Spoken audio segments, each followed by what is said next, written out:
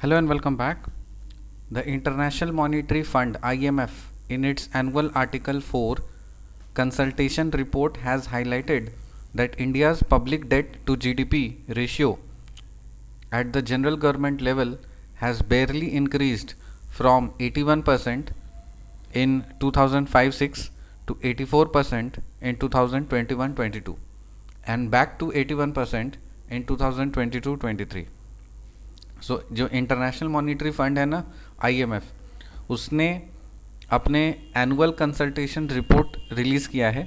उस रिपोर्ट के article number 4 में ये हाईलाइट किया है कि जो इंडिया का public debt to GDP ratio है जनरल गवर्नमेंट लेवल का 2005-6 में 81% था और 2021-22 में वो बढ़ करके 84% हो गया और 2022-23 में फिर से वो 81% पे बैक टू स्क्वायर वन पहुंच गया।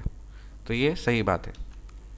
Under article 4 of the IMF's articles of agreement, the IMF holds bilateral discussions with members usually every year.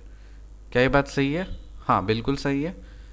IMF का जो आर्टिकल नंबर 4 है, articles of agreement, IMF hold करता है बायलैटरल डिस्कशंस अपने members के साथ में और जनरली हर साल करता है। तो ये सही बात है।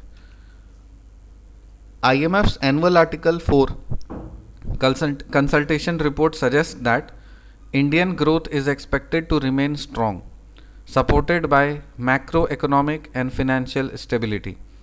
तो IMF ने आर्टिकल 4 में ये भी जो कंसल्टेशन रिपोर्ट के आर्टिकल नंबर 4 में ये भी सजेस्ट किया है कि जो इंडिया का ग्रोथ है वो एक्सपेक्ट किया जा रहा है कि वो स्ट्रॉन्ग रहेगा, जो कि सपोर्टेड है मैक्रो इकोनॉमिक और फिनेंशियल स्टेबिलिटी से।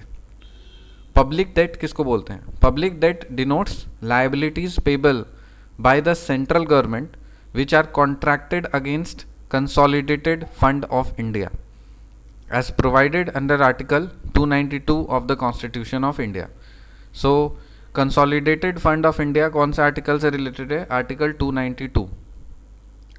तो पब्लिक डेट मतलब वो वैसा कर्जा जो कि सेंट्रल गवर्नमेंट को चुकाना है, किस में भरना है? कंसोलिडेटेड फंड ऑफ इंडिया में भरना है। ठीक है।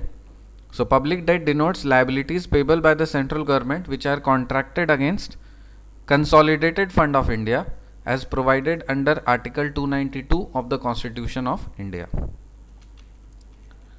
The international monetary fund IMF in its annual Article 4 consultation report has highlighted that India's public debt to GDP ratio at the ground government level has barely increased from 81% in 2005-6 to 84% in 2021-22 and back to 81% in 2022-23. Under Article 4 of the IMF's Articles of Agreement, the IMF holds bilateral discussions with members usually every year. So this statement is true. IMF's annual Article 4 consultation report suggests that Indian growth is expected to remain strong, supported by macroeconomic and financial stability. Public debt denotes liabilities payable by the central government which are contracted against Consolidated Fund of India as provided under Article 292 of the Constitution of India. मिलते हैं आपसे अगले video में, तब तक के लिए bye.